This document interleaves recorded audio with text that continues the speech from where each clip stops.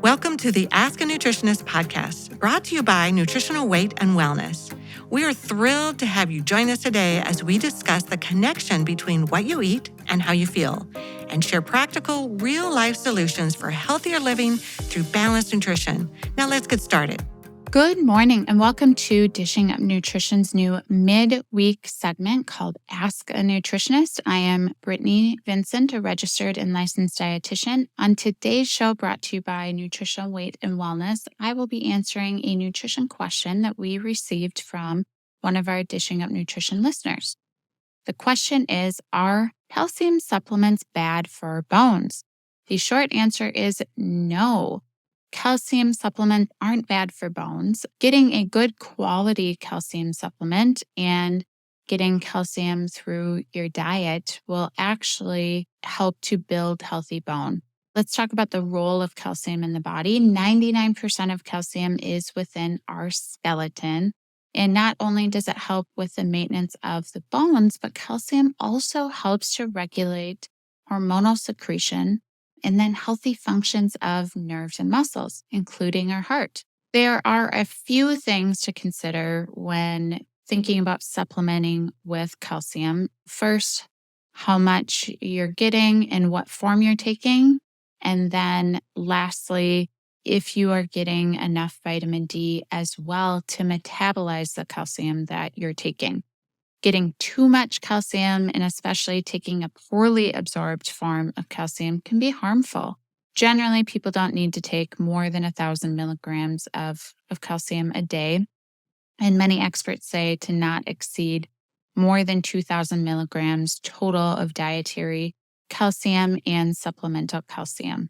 Researchers, they suspect that the increase of calcium in the blood that occurs after too much supplementation or taking a cheap form of calcium or the inability to metabolize the calcium may actually facilitate the calcification of arteries.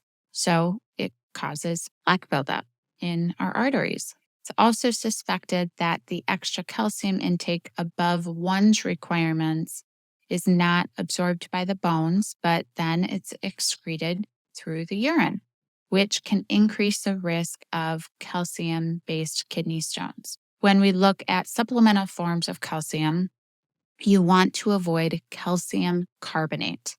This is the cheapest form of calcium and not well absorbed at all. And this is really the one that can create that calcium buildup in our arteries. So avoid that. There's one called dicalcium malate or Dimacal. It's chelated. It's a calcium that's chelated to a compound called malate, and that helps to carry it through the intestinal lining for better absorption. Calcium citrate is bound to citric acid to also help with the absorption. That is a good quality calcium. And then there's another one, MCHA, which stands for microcrystalline calcium hydroxyapatite. This is an organically bound complex of what's naturally part of our bone matrix. And in calcium form, it's derived from freeze-dried calf bone. Then the next piece, if you're going to supplement with calcium, to make sure that it gets absorbed, get your vitamin D checked. If you don't have enough vitamin D on board, then you're not going to be able to utilize that calcium that you're taking. Optimal levels of vitamin D are 50 to 80, and bone health is so much more complex than just taking a calcium supplement. That vitamin D is a huge player in bone health and that calcium metabolism. Again, if you're taking calcium, but you don't have enough vitamin D, then you're not able to utilize that calcium that you're taking. And vitamin D is a really special vitamin. It actually acts as a nutrient in the body, works to maintain proper levels of calcium to mineralize the bones, facilitate muscle contraction, allows blood vessel dilation, supports hormone secretion and proper nerve signaling with that calcium. So again, get those levels checked.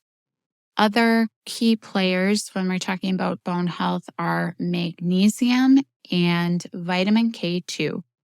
And if you want to learn more about magnesium, I did a recent Ask a Nutritionist podcast all about magnesium to figure out what the best source is for you. And then I talk about food sources as well. Getting that magnesium on board.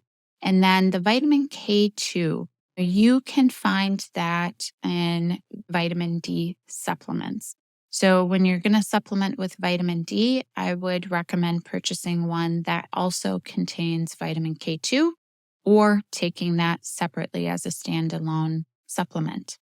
So if you're deficient in any of these vitamins and minerals, then again, that calcium is not providing the benefit that you hope it is. When we think about who should actually be supplementing with calcium, anybody with osteopenia or osteoporosis or individuals at risk of developing osteopenia or osteoporosis, and then individuals that are getting low dietary calcium intake. The supplements that we have on our NutriKey website, we have activated calcium. If you take that, you should also take the vitamin D with K2 in addition, and the magnesium, again, to make sure that all that calcium is getting properly metabolized in the body.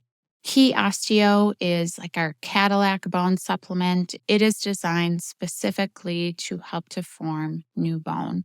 It contains the calcium, the magnesium, vitamin D, and K2, also doubles as a multivitamin.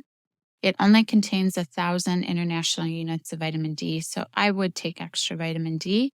And then a CalMag supplement. In addition to that, I would again supplement with that vitamin D with K2.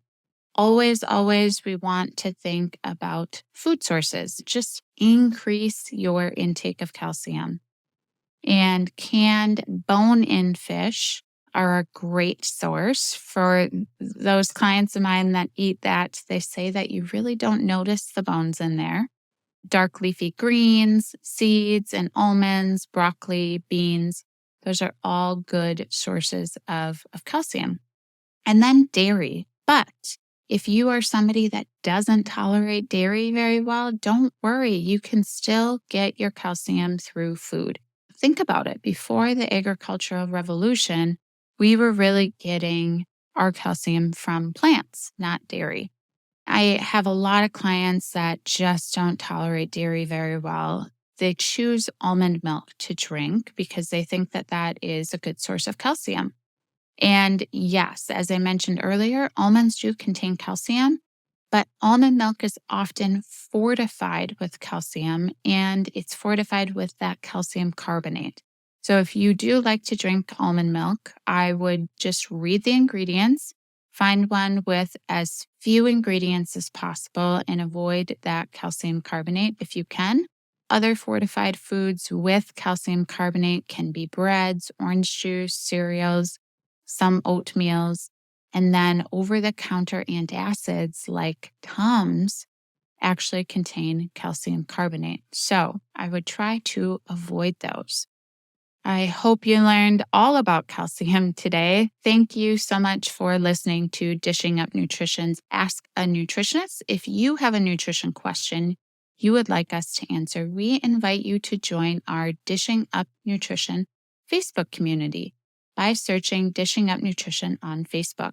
This private group is moderated by nutritional weight and wellness, nutritionists, and nutrition educators, and provides our Dishing Up Nutrition listeners with a safe, supportive community to ask questions, share ideas, and get inspired.